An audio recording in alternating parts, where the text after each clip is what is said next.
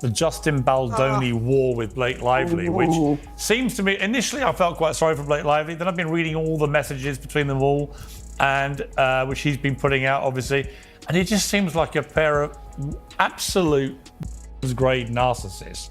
Blake Lively's legal battle with Justin Baldoni has become a high-stakes Hollywood thriller, a courtroom showdown born from a seemingly amicable film collaboration. Accusations of shocking deceit and manipulation have cast Lively as the aggressor and Baldoni as the wronged party fighting for his reputation. Evidence has been weaponized, and careers hang precariously in the balance as the It Ends With Us co-stars engage in a relentless legal war. The opening salvo saw Lively launch incendiary claims, alleging gross misconduct and a smear campaign orchestrated by Baldoni, sending shockwaves through Hollywood and igniting a firestorm of controversy that threatened to consume both their careers. These allegations were extreme, painting Baldoni as a nightmare coworker who created a hostile work environment and actively sought to undermine Lively's reputation. The immediate fallout for Baldoni was devastating. Within a day of Lively's accusations dominating headlines, his talent agency abruptly terminated their representation, a stark professional shunning that signaled the severity of the reputational damage. Baldoni, blindsided by the ferocity of the attack, vehemently denied every accusation. His attorney Brian Friedman swiftly condemning Lively's lawsuit as a cynical and baseless attempt to salvage her own tarnished image. According to Baldoni's camp, Lively's claims were fabricated, intentionally outrageous, and designed to inflict maximum public damage. Friedman countered that any on-set tension was largely attributable to Lively herself, alleging she created chaos through threats of non-participation and film sabotage, ultimately undermining the movie's success. In Baldoni's narrative, Lively was not a victim but an instigator, leveraging false accusations to deflect from her own professional failings and I think that the Justin and Blake stuff is, I think it's a big PR game, and I think that we're all the pawns of it. And also that story I gave you, that's one where I've talked to them. I feel comfortable sharing that much. Like, good luck. There's so many different groups out there. The repercussions of Lively's legal maneuver extended beyond the courtroom, reaching the national stage when her husband, Ryan Reynolds, publicly joked about Lively's emotional distress on SNL. This brazen display, intended to project an image of unbothered confidence, instead amplified the feud's public spectacle, further intensifying the pressure on Baldoni. For Baldoni, this public ridicule was another blow, transforming a private workplace dispute into a public trial by fire, with Lively controlling the narrative. In response, Baldoni initiated a powerful countersuit, determined to expose what he asserted were Lively's lies and hold her accountable for the extensive damage inflicted upon his career and reputation. This legal escalation marked a turning point, setting the stage for a relentless quest for truth amidst a maelstrom of accusations and counter-accusations. Was what Blake says, a conversation that she heard had taken place with Steve Sarowitz. Steve Sarowitz is the head of Wayfair Studios. He is the co-founder of Wayfair Studios, along with Justin. And she says in this lawsuit that, is it interesting? She says, this is what I heard, he said, but it's presented as a quote in the lawsuit. She says that Steve said, I will protect the studio like Israel protected itself from Hamas.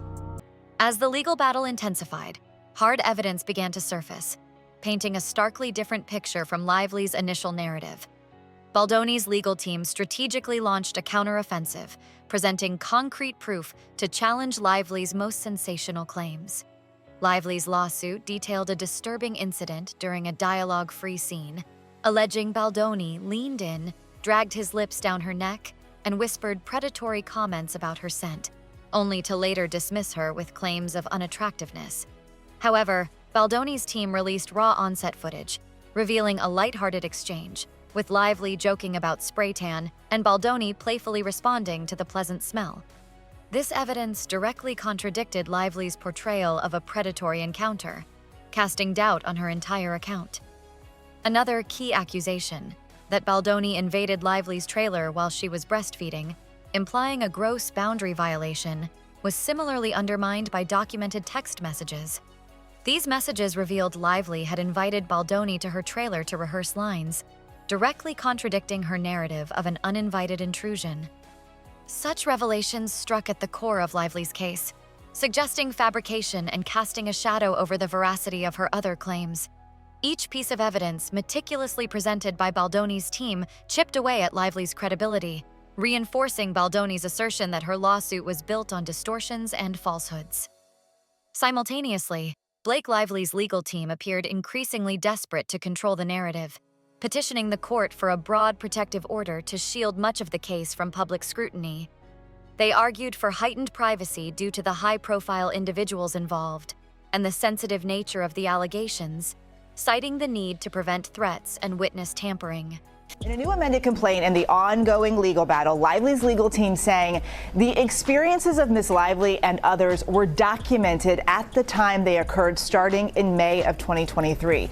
Going on to write, Mr. Baldoni acknowledged the complaints in writing at the time. Baldoni's side vehemently opposed this maneuver, denouncing it as a blatant attempt to conceal evidence that could expose Lively's fabrications. They argued Lively sought secrecy only after realizing open scrutiny would reveal the weakness of her claims, highlighting her eagerness to publicize accusations initially, contrasting it with her sudden desire for concealment. Baldoni's team asserted Lively was attempting to keep crucial evidence from the public, fearing the truth would further tarnish her already damaged image. In Baldoni's view, this was the action of someone with something to hide, desperate to control the narrative and avoid accountability for her own actions, using Baldoni as a scapegoat to deflect from her own missteps.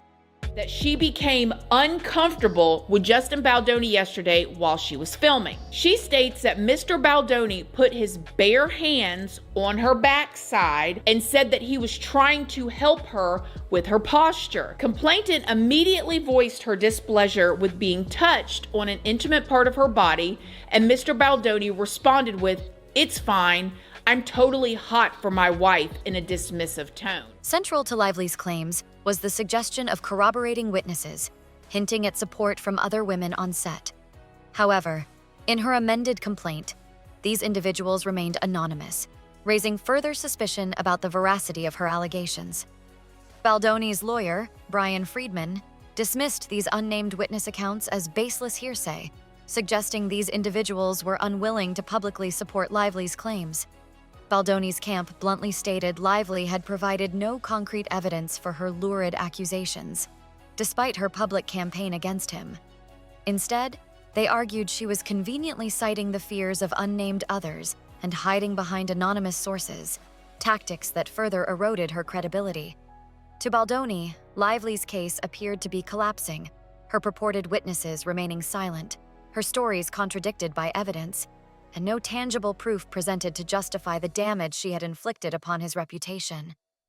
Frustrated by what he perceived as a campaign of lies and manipulative legal tactics, Justin Baldoni escalated the legal conflict, launching a massive countersuit against Lively, her husband, and her publicist.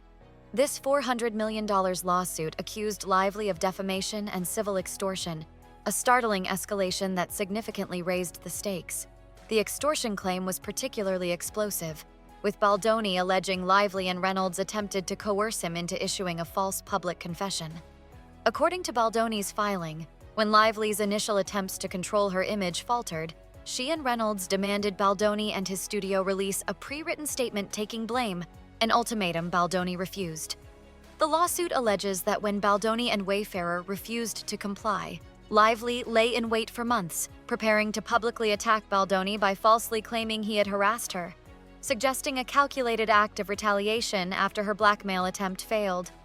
Justin Baldoni claims Blake Lively attempted to blackmail him and, upon his refusal, retaliated with a fabricated lawsuit. Baldoni's team insisted there was no evidence he waged a smear campaign against Lively, arguing instead that Lively concocted a narrative of victimhood to repair her own image at Baldoni's expense.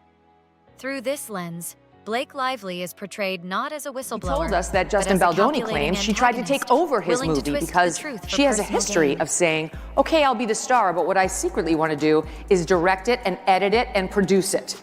I want all the roles for me and only me. I want full control because I am a controlling bully. that Justin Baldoni ultimately, by the time they got to the premiere, was mandated by Blake Lively to spend the night in the basement away from his co-stars and didn't even get to see the final cut of his own movie because Blake Lively insisted that she be the one to approve it. As Blake Lively and Justin Baldoni's legal war intensified, the stakes reached unprecedented heights. For Lively, the possibility of her strategy backfiring loomed large.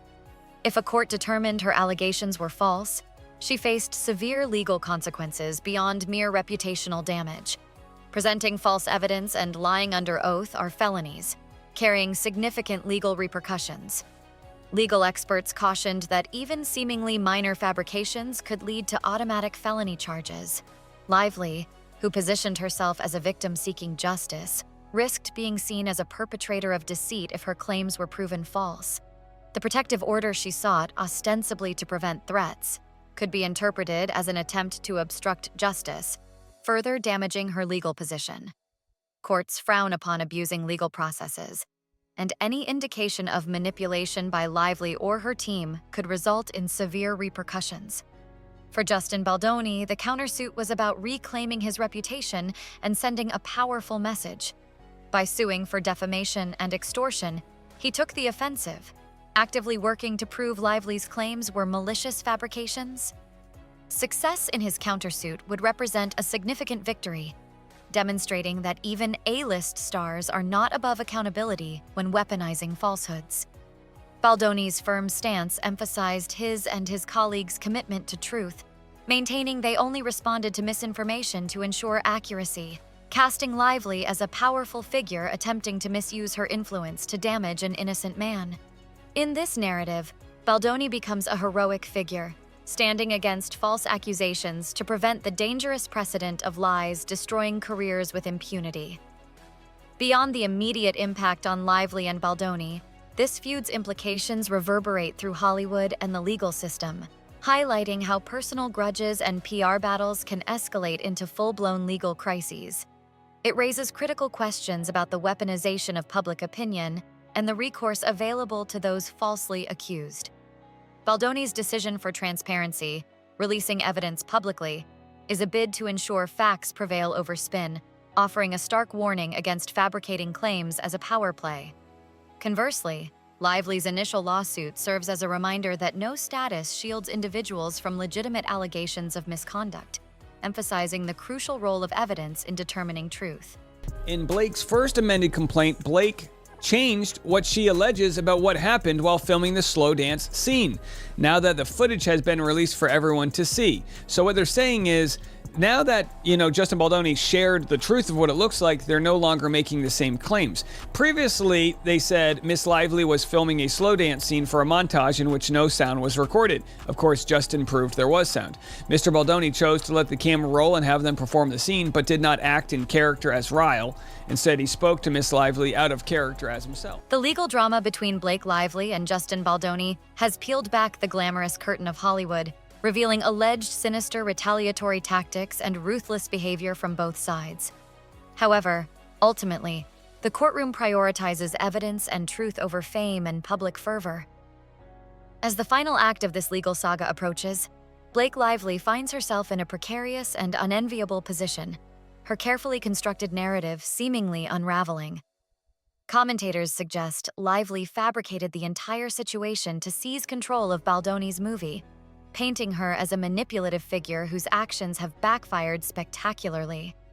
What began as an attempt to expose alleged abuse has increasingly cast Lively as the aggressor, potentially crying wolf for personal gain. If Justin Baldoni's documentation and testimony continue to withstand legal scrutiny, Lively's accusations could be branded as demonstrable lies, resulting in a dramatic fall from grace for a star who sought to portray herself as a heroic figure.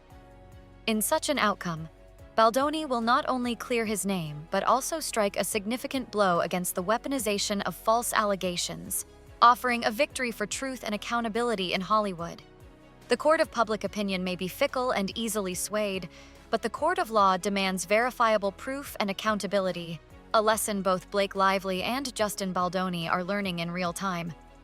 Ultimately, this high-profile feud underscores a timeless principle. Truth, though often challenged by powerful forces and obscured by manipulation, has a way of prevailing. Those who attempt to distort justice through deceit and unethical tactics ultimately do so at their own peril. In the saga of Blake Lively versus Justin Baldoni, the final verdict will resonate far beyond the courtroom, serving as a potent reminder that even Hollywood's elite are not immune to consequences when the masks of glamour fall away, revealing the stark reality of who is truly villain and who is victim in the cold light of truth.